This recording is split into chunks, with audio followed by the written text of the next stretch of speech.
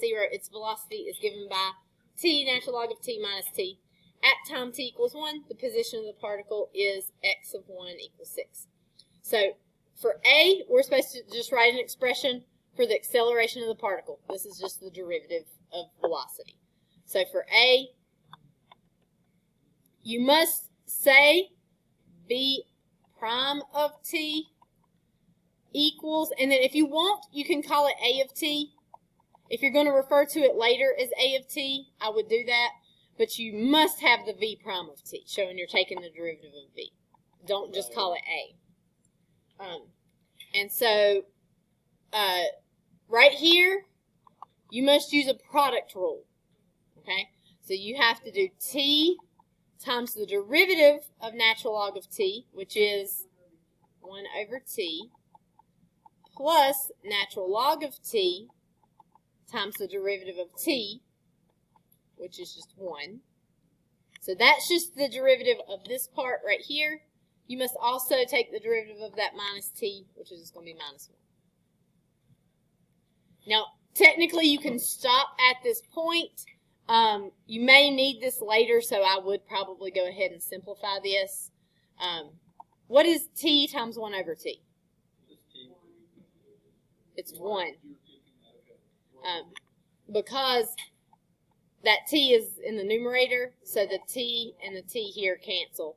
So you've got 1 plus natural log of t minus 1, which just equals natural log of t.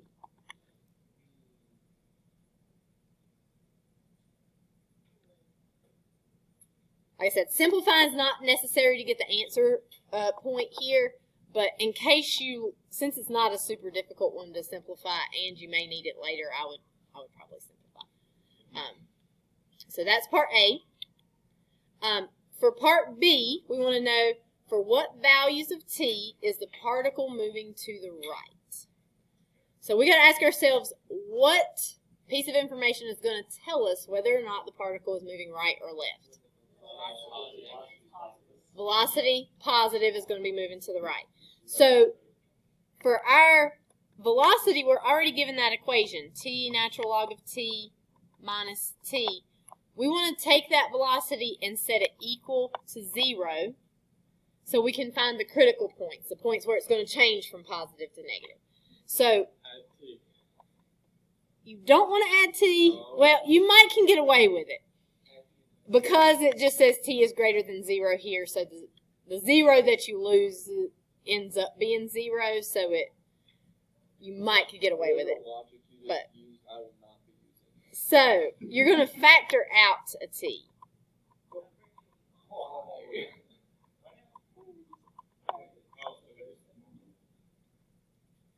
The reason that you do not want to add the t and then divide by that t is because if you divide both sides by that variable, it's going to cause you to lose an answer. I just took a t away from both of them. And so,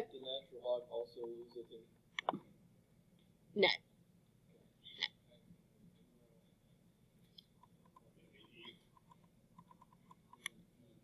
So you get natural log of t equals 1, e to the power on both sides, so you get t equals e to the first power, which of course is just e. So the reason that you can probably get away with doing what Thomas was going to do here is because it tells us up here that we're only using this equation when t is greater than 0. So 0 doesn't actually end up being a critical point that's going to matter for us. But sometimes it does matter depending on what you're limited to. So it's better not. You don't want to divide by a variable that's going to cancel something out.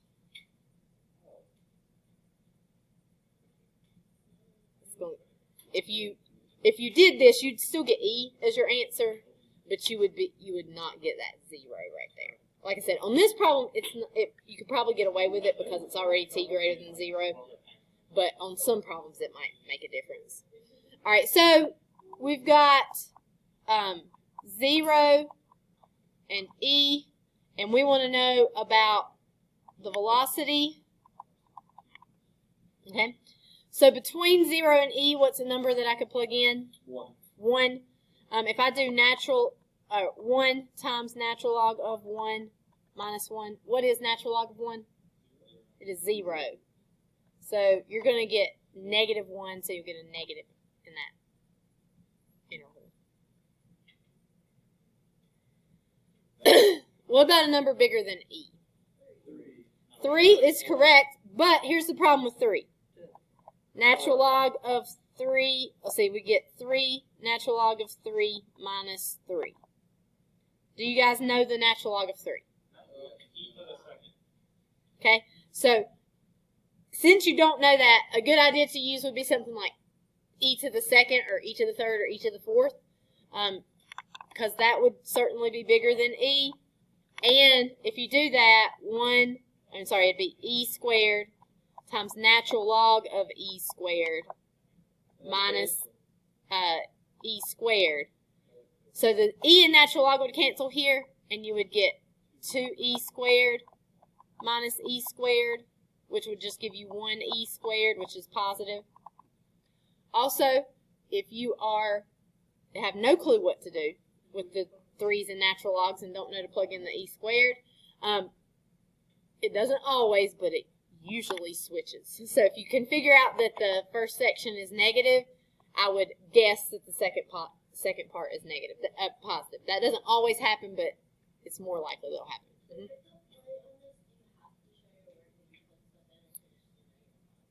You can just put negative and positive. So if you are guessing on the negative and positive, then it is okay as long as you guess right. All right, so you do need to summarize here. So you would say that the particle moves to the right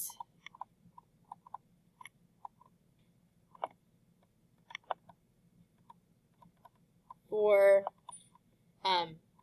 e to infinity, or t is greater than e, because v of t is greater than 0 for this interval.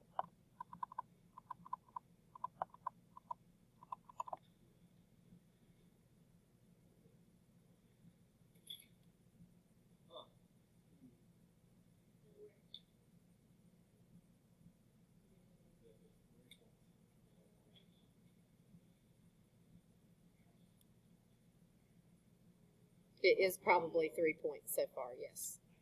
A point on part A, probably 2 points on part B, if I'm remembering correctly. All right, C. What is the minimum velocity of the particle? Show the analysis that leads to your conclusion. So what do we need to look at here? So this is velocity. We've got to look at acceleration. So if we look here, this tells me that my position would have a minimum at e, because v is the derivative of position, and our position is changing from decreasing to increasing. The question does not ask us for minimum position; it asks us for minimum velocity. So we got to look at acceleration. So here's where this comes back in, where it was better to simplify here. So we need to take our acceleration and set it equal to 0. So if we do e to the power on both sides, we will get t equals 1. And so from 0 to 1, we've got a of t. See, since I have labeled this as v prime of t equals a of t, I can now call it either one. I can call it v prime or I can call it a. If you don't do that, you can't call it a down here. You can't call acceleration a down here. So that's why it's a good idea to state that twice there. Between 0 and 1, we would have decimals like 1/2. So if I think about plugging that in, natural log of 1/2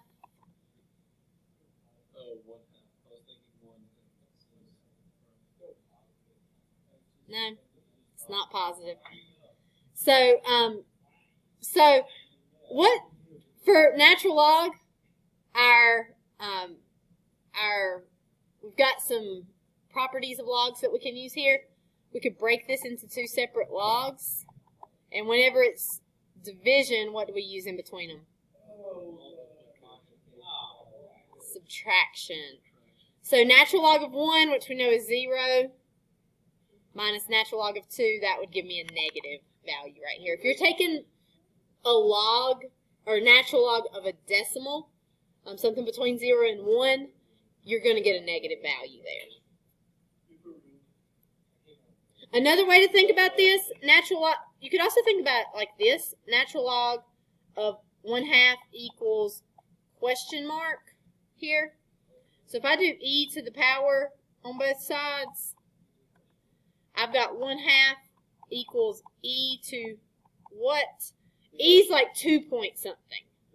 So the only way to get it to equal something that's like 0.5 would be to use a negative exponent there. So you would have to have a negative value there. Yeah. And if I plug in a number here like 2, I'm just going to get natural log of 2. Natural log of a whole number is going to give you a positive there.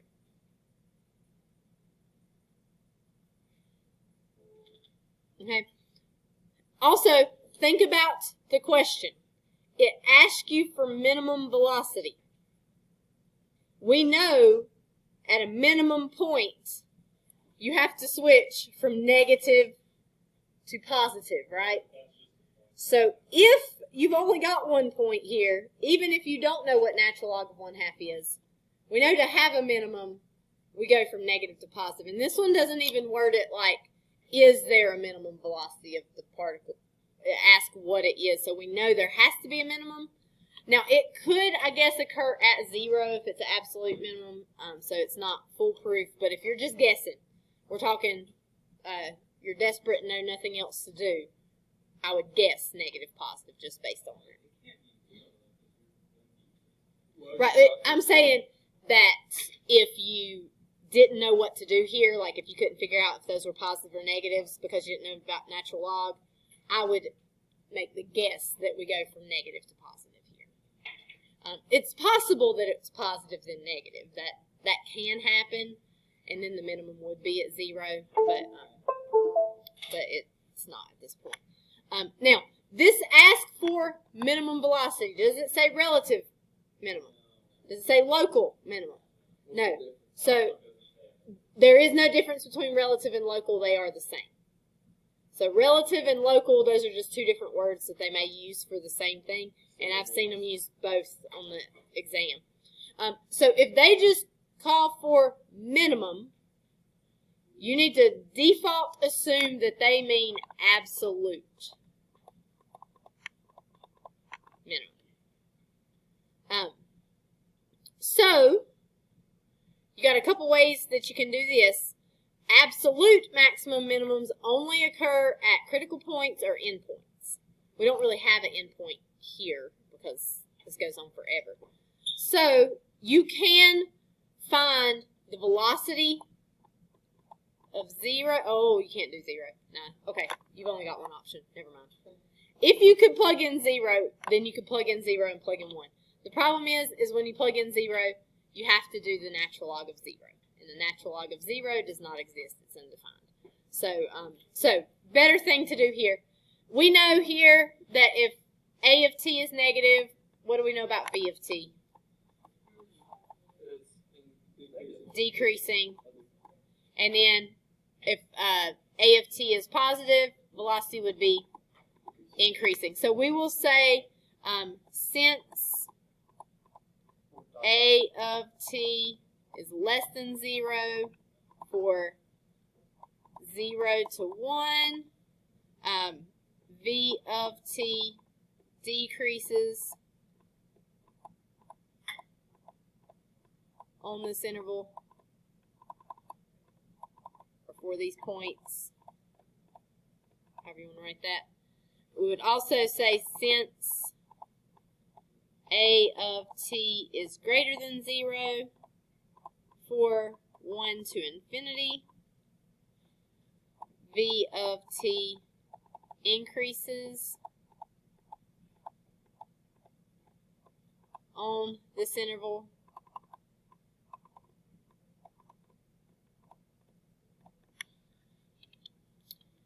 Therefore,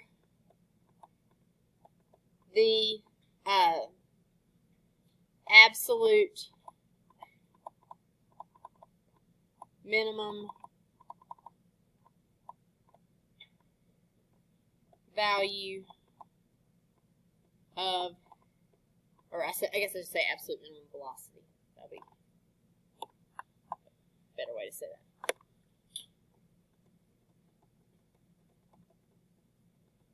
Occurs at t equals 1. Now, we're not quite done with this, because did it say to give the time at which the minimum velocity occurs? It wants the minimum velocity, right? So we have to plug n1 into our velocity. So 1 times natural log of 1 minus 1 is, what's natural log of 1 again? 0. So we get negative 1.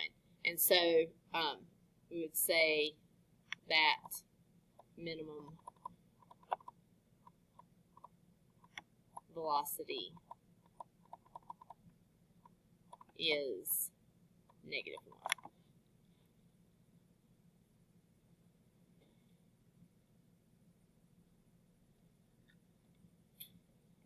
Now you can reorder that sort of, but that information has to be there. You have to say it's decreasing because the acceleration is negative on 0 to 1. You have to say it's increasing from 1 to infinity, and then you have to say that the absolute minimum is negative 1, and that occurs at t equals 1. And I said it way too many times in explaining that. But what I have written is correct. I didn't put it there. Yeah, you wrote it one time on this one too. I think it was you, Laura, anyway, if I'm remembering correctly. You definitely need to just take it out of your AP vocabulary.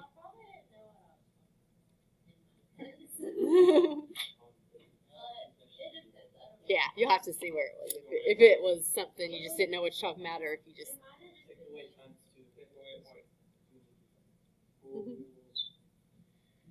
That might get you to quit writing it. That'd make you scared to write it ever on your paper if I, took away double points if you wrote it. Well, I take away, I don't give you the points if you write it. But I don't take away extra. I'm talking take away extra points, like it's possible to make a negative score on this FRQ. That'd be bad.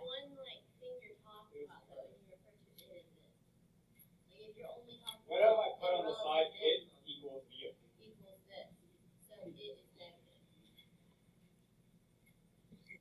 If on this, it'd just be best not to use it, but it would be, if you started off with it is negative 1 because, and then you put all of this other stuff that I have here, they might overlook it because the question does say what is the minimum velocity of the particle. So they would possibly assume that that is the case, but definitely if you used it for acceleration or velocity or something of that manner, you're definitely going to not get the point for the explanation on that. So I would generally just be afraid to use it at all in general because there are a few ways it could probably be used properly, but I would be afraid to use it. And it's not that much more difficult just to say V of t instead of it, or A of t.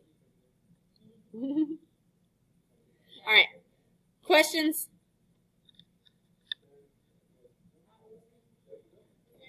That one's probably 3 points. There is a D. All right. Write an expression for the position x of t of the particle. So we know. So v of t equals t natural log of t minus t. Oh, let's see. Let me look. This is. Let me look at my answers. I think this is a weird problem. Let me make sure this is right. Yes. Okay. This is actually calculator active. This problem does not seem like it should be calculator active because they would give you. So really, I guess we could have been. I've been doing it like it's calculator inactive. They might give you any of this first part calculator inactive, even the natural log of 1/2 sort of stuff.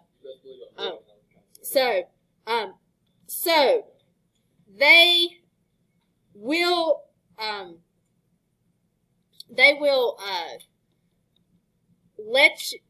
will let you use the calculator on this because we cannot integrate t natural log of t minus t. This is kind of an odd problem because normally calculator active problems look more like number 1 or number 2. So I guess all of these are actually no, 1 is not calculator active. Yeah, 1 is not calculator active. But like number 2, usually it looks more like this where you got these big long equations. So normally this seems like a problem that would not be calculator active, but it has to be because we do not know how to integrate that. So if we integrate this, I would probably over here to the side write let x of t equal position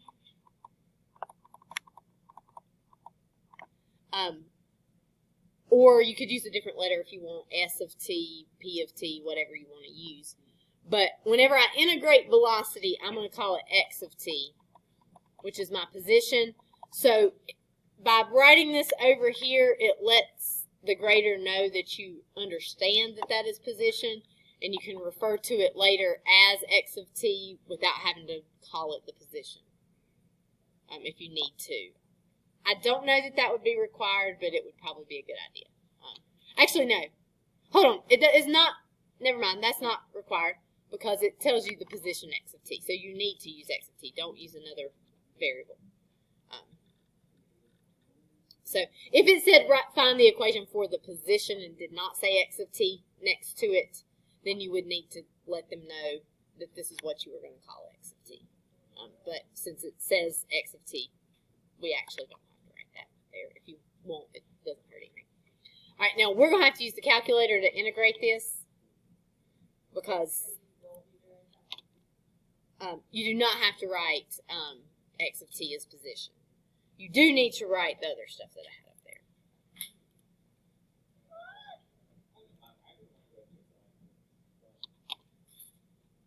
This is part D.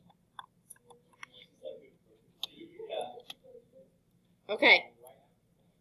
So, all right. So we're going to integrate, and then we're going to tell it. You can use t or x. It doesn't matter.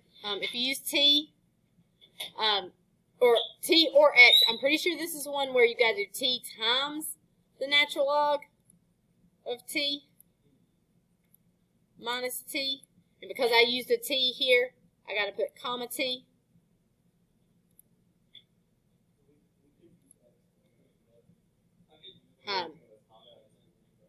You can use an x, yes. Just the only reason I decided to use t here, if it's any other letter, I don't usually use it, but t is fairly easy to type in, and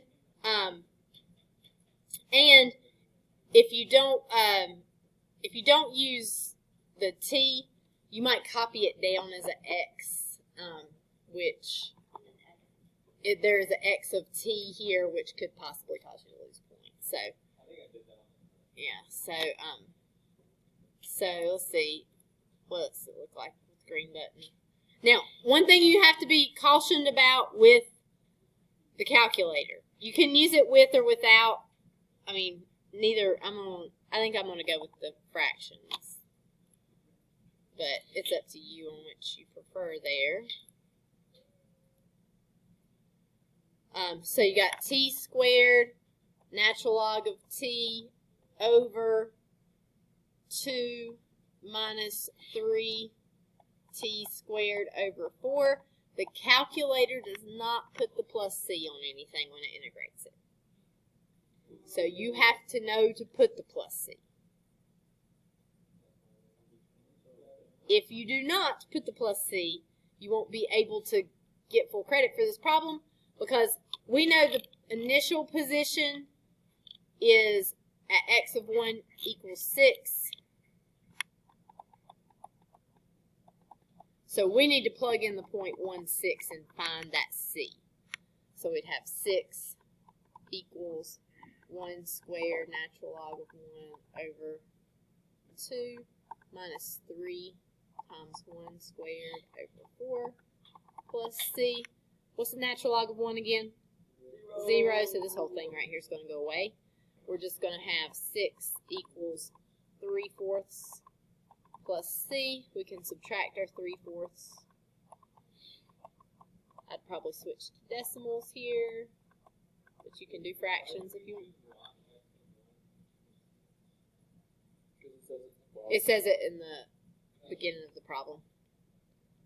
And so x of t would equal t squared natural log of t over 2 minus 3t squared over 4 plus 5.25.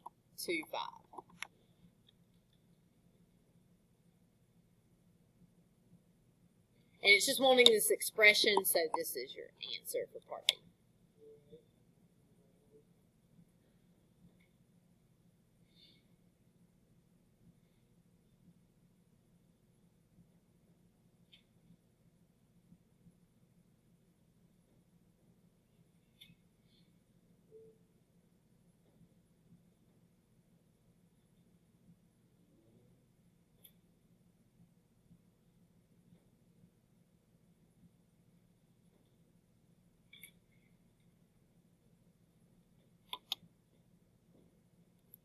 I'm going to flip real quick over here to mine.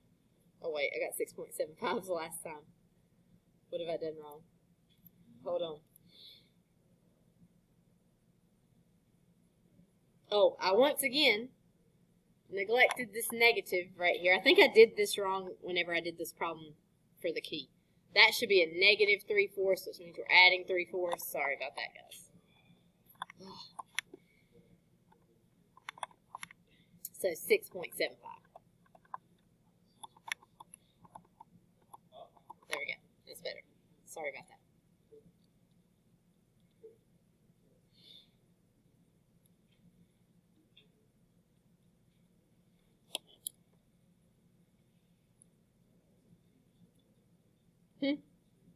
Yep, x of t is just your answer because it asks for an expression of the position of x of t. So an expression just means an equation for that x of t.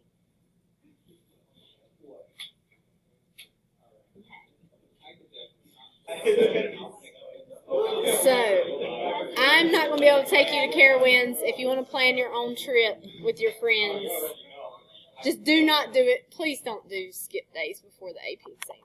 We got so much time. Also, skip days are not like that. Yeah, that's not like school sanctioned. That's not.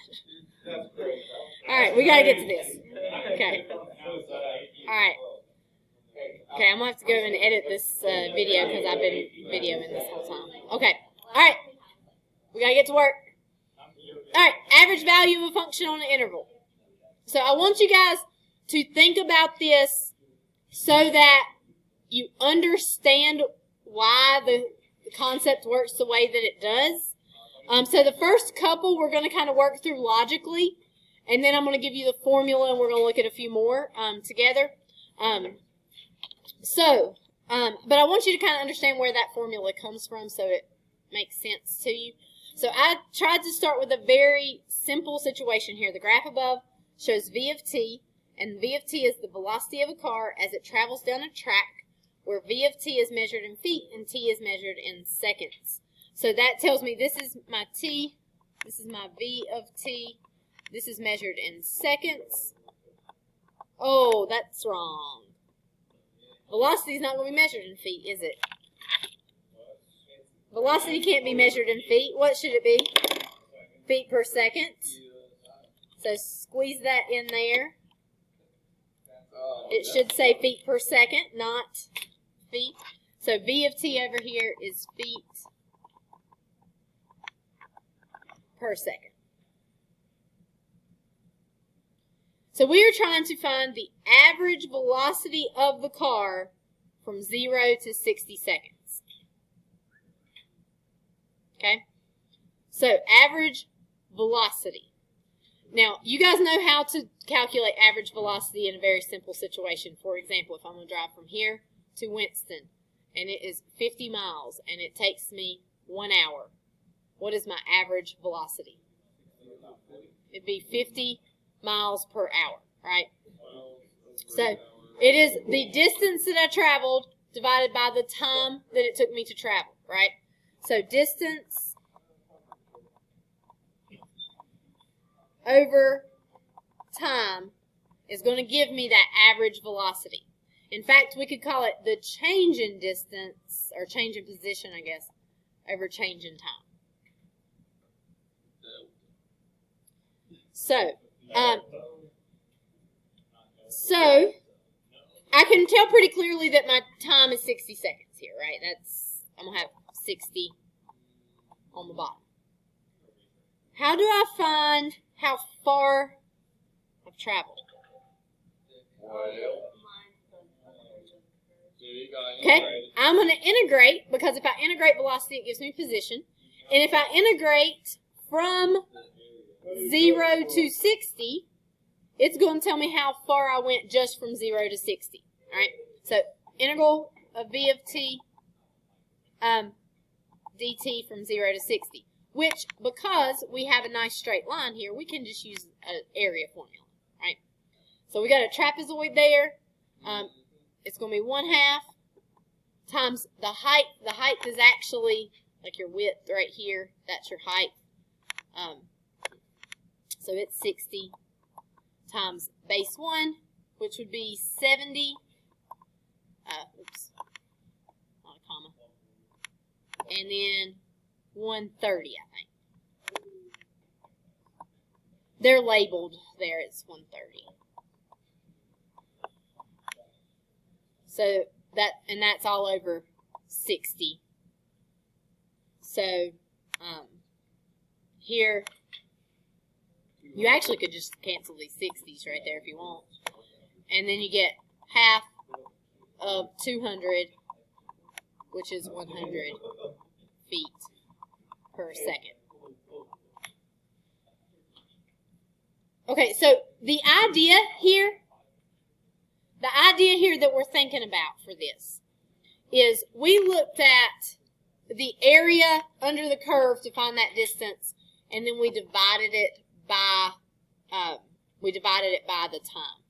So when we're talking about average value, oops, I didn't mean to erase seconds here.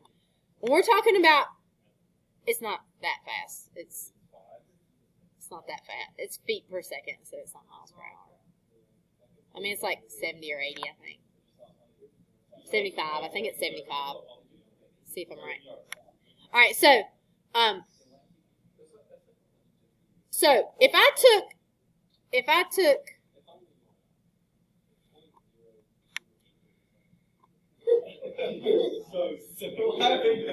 you can't change it to acres, which is area. I don't know what you've done, but you've done it wrong, Daniel. Okay. I'm pretty sure it's 75.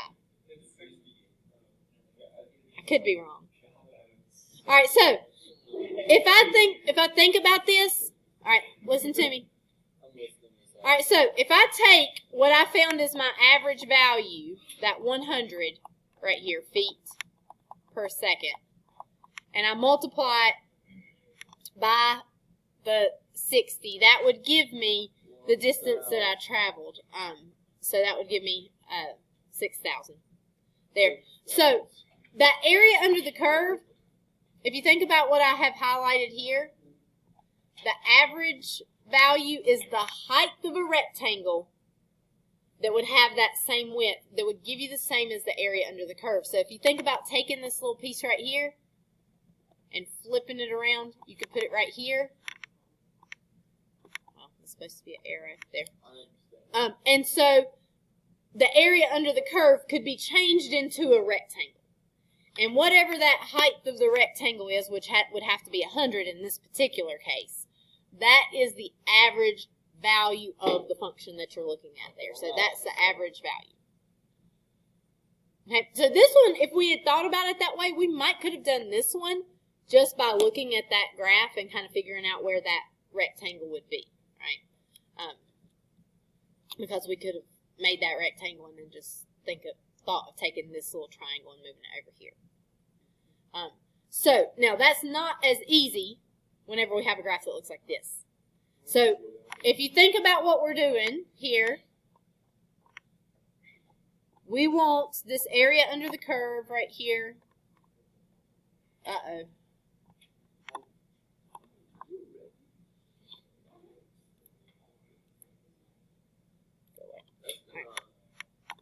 All right, so this area under the curve right here, this is going to be a lot harder to turn into a rectangle, right? So the rectangle, I'm going to guess, would look something like this.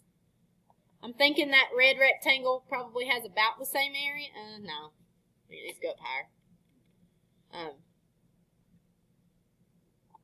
So if I had this rectangle about right here, it looks like that pinkish reddish rectangle probably covers about the same area as the yellow area. Like if I took this extra yellow right here and tried to fill in these pieces, I think it'd be close to filling in.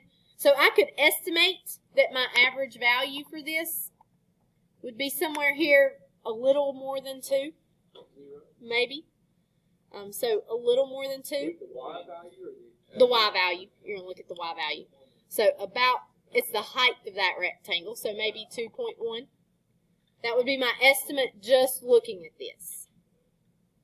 But I don't want just an estimate here. I want the exact value. So I'm going to erase my estimates here. So if I am looking for the average value of f on the interval from -4 to 4, then I need to know, well, let me go, let's relate it to velocity. So I had that velocity, so average velocity was my change in position or distance over change in time. Okay, now in this case, when we integrate velocity, it gives us position, right? So if I'm wanting to know the average f of x, then I need to know not the change of f, but the change of the interval of f, right? So, because I went from velocity to position here, so I'm going from f to whatever I get when I integrate f. So, it's going to be the integral, in this case from -4 to 4, of f of x dx, divided by the change in time, or change in whatever the x-axis is here, which in this case, what would that be? It'll be 8, because we're going from -4 to 4. And so, area under the curve right here, this integrating, I can't integrate it like algebraically, but I can do it geometrically because I can break this up into shapes over here. Right? So that square right there is 9. What's the area of this? 4. This would be 1. I could make this little rectangle right here. That's 2. And then I got half of a circle. It's going to be pi times the radius, which is 1 squared, and I'm going to have to take half of it because, so that is going to be half of pi, or pi over 2 for that area. So if I add all of those together, that is going to give me the area under the curve. So 16 plus pi over 2 divided by 8. And just to see if my estimate is correct, or is close, let's see what we get whenever we do that. 16 plus, oh, there we go, 16 plus pi over 2, oh wait, divided by 8, hit the green button before you hit enter, 2.196.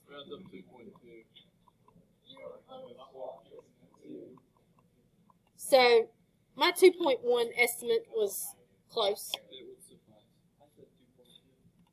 Yeah. Some of you may have been even closer on your estimate.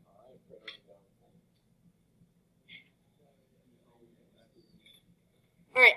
So when you are asked to find average value of a function, you can use this formula right here. You've got 1 over b minus a. What is b minus a? That's your change in time. That's the length of your interval. So like on the first one, we were going from 0 to 60 seconds. So that was our 60 minus 0 there. For the second one, we were going from -4 to 4. So that was 8. So whatever your interval is, this part right here is the length of the interval. And then whenever you integrate this part, it's giving you that area under the curve, which if it's a graph problem, you might use the graph for. On others, you might like actually integrate it. Some of them may be calculator active. You might use the calculator for it. Just depends on the problems. We'll see if you hear in a second. Okay. Questions? All right. So you have a hello. Yes. Okay. Here. Stop. Eli, you're leaving. I'm recording and we'll post the rest of this. That worksheet, the one that's stapled together, that's homework. I know you're not heckling him for leaving. All right. Well, you have a good time. Eli, I hope you have a great day. All right.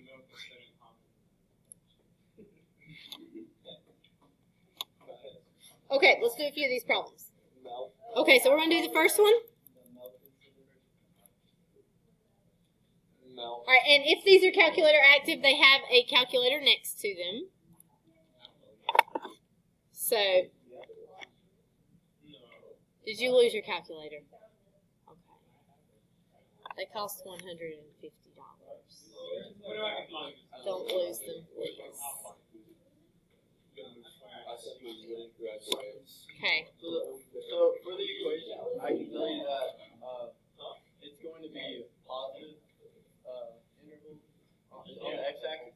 It can only be, well, how do you know just the first quadrant? All right, so that's what we have to answer about this first.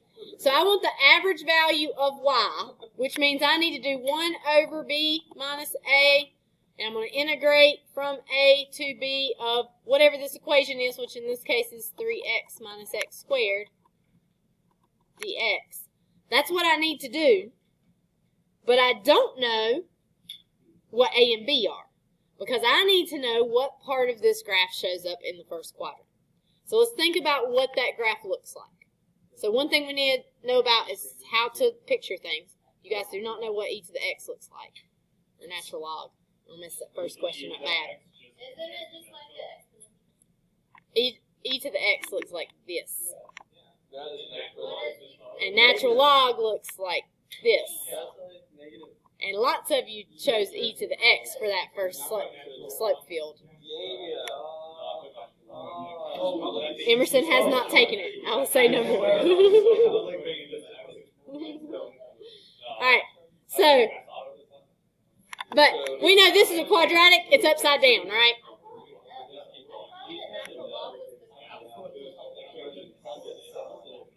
Mm-hmm.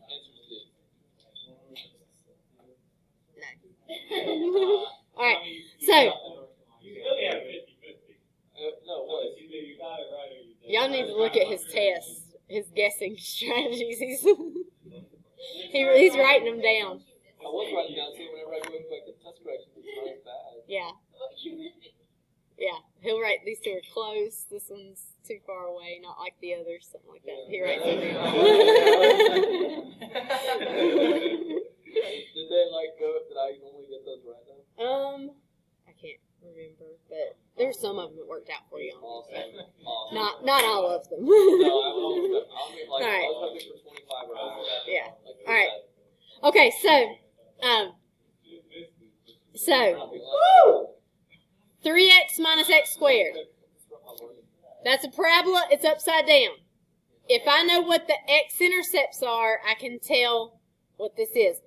At the x-intercepts, the y equals 0. So if I do 0 equals 3x minus x squared, factor out the x. What are my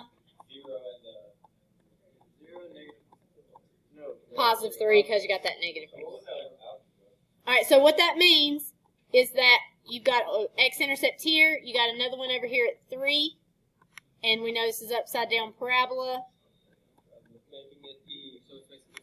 Okay.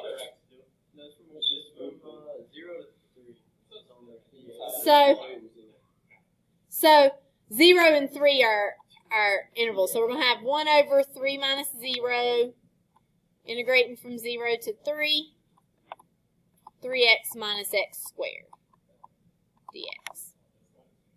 So we got the 1/3 out front. Alright, so we just integrate this with power rule. So that's x squared minus 1/3 x cubed. And we're going to evaluate that from 0 to 3.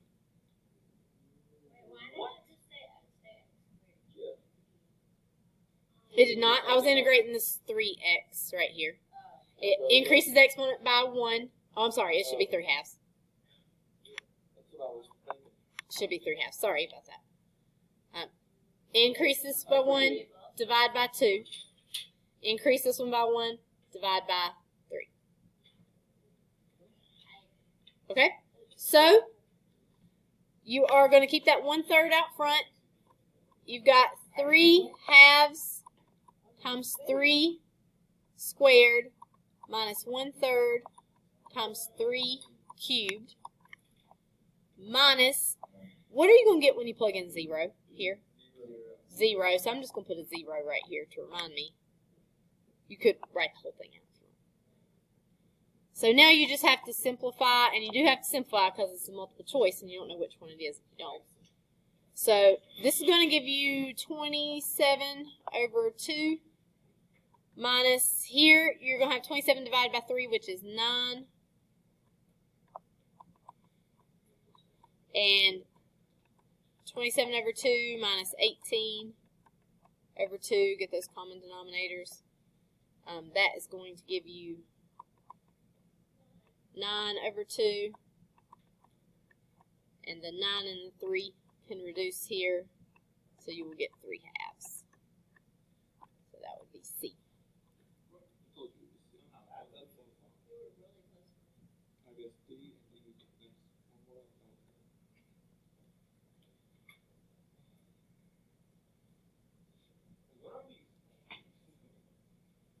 It's the average value of the function. So it is, so like if we're thinking about this area right here under the curve, right here, we're thinking about trying to make that a rectangle like that. We want to know the height of that rectangle. Average value. Okay, so let's look at 2. 2 doesn't require you to do any work. I think it's D. Actually, no, they're all the same. A is good. No, B is good. E is good. They're all good. It's E. It's E. E is not. Okay, E is correct. So I'm just gonna look at the same thing's gonna happen for A through D. If you look at the area under the curve for these, so you've got this area and this area, this area, and this area. And so the 2 positive areas cancel out with the 2 negative areas. You get 0. Divide it by the width, it's still 0, right? So that happens with A through D. But if you look at E, you would have this area, these 2 little pieces right here, and then this area. So would you have a positive or a negative area under the curve? It's negative because your areas under the curve that are below the x-axis are larger. So you don't know what it would be, but you would have a negative value for that one. So E would be the correct answer. All right. Let's see. I don't want to spend too much time. I'm going to let you guys do some work. I know. I'm going to get them graded.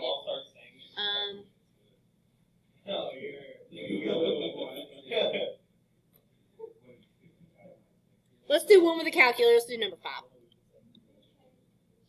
All right.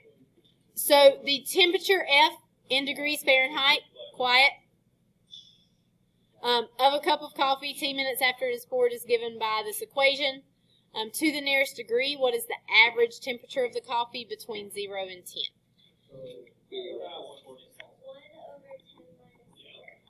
All right, so we'll have 1 over 10 minus 0. Integral from of f of t. And if this were free response, it's not. But if it were free response, that's all you have to write down. Then you can just put the equal sign and use the calculator for the rest. So you're going to have 1/10 times the integral of, since this is just a single problem, I'm not going to put that in y equals. But you could if you want to.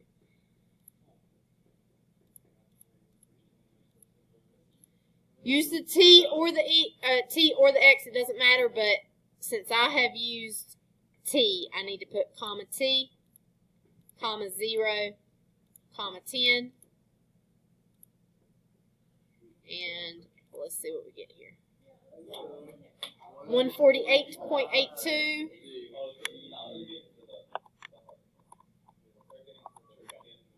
Okay. We're doing easy trig right now, but trig identities is coming up. Yeah. Well, it's equal actually right here. It would be estimated when you round it. All right, let's do 6 together, and then I'm going to let you guys go on there because 6 is weird. D.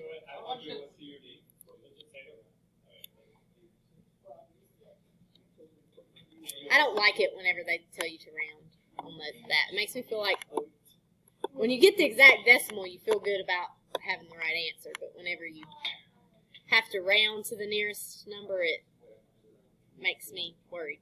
Okay. So F is continuous from A to B.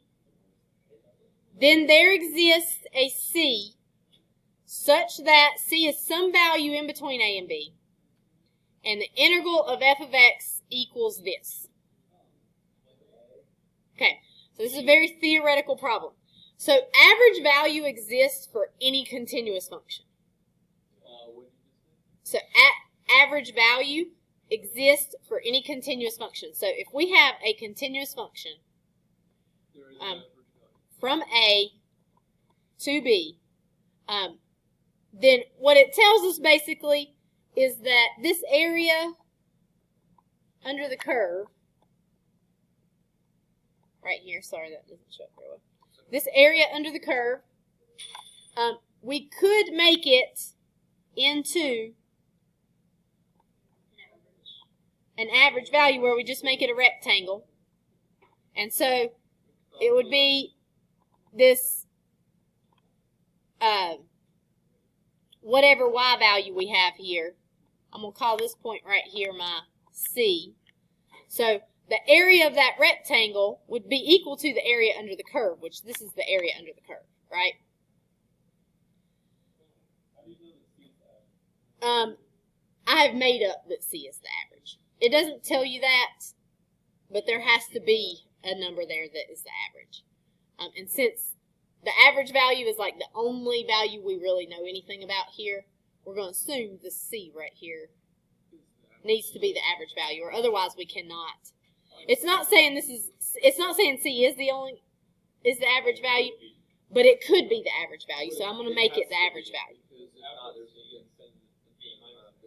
Yeah. So what is the area of this rectangle? F of C times B minus A. Because the length of this side right here would be whatever B minus A is. So that's the area. So that rectangle I've drawn should have, if that is average value, should have the same area as the area under the curve. Correct? And this is area under the curve right here. So your answer is going to be E.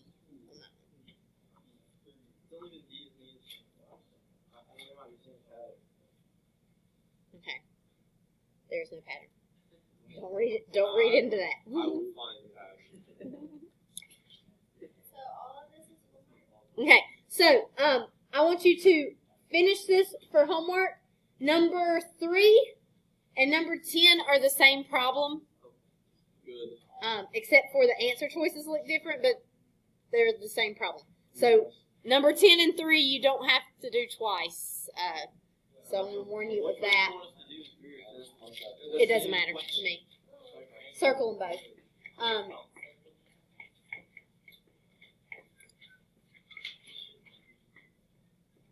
I will. I want to do that. Okay, so that means that on number 3 it's either A or C.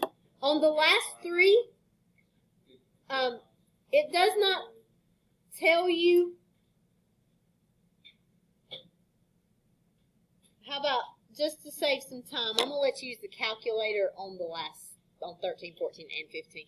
15 is the only one that's actually calculator active, but some of the calculations get a little long on those. So, no. If they are calculator, the multiple choice, if they are calculator active, they will have a calculator next to them. I especially do not want you to use a calculator on number 3 or 4 because those you need to know how to do without a calculator. They'll take a little while. The rest of them should be much quicker because you can either use a calculator or integrate it pretty quickly. Yeah. Yeah, 3 is going to be a U substitution. 4 is not a U substitution, but it's got those pi's in there that I want you to make sure that you can deal with. Actually, no, 4 does have a little bit of a U substitution. So, all right, and I'm going to grade your test right now. So, I'm almost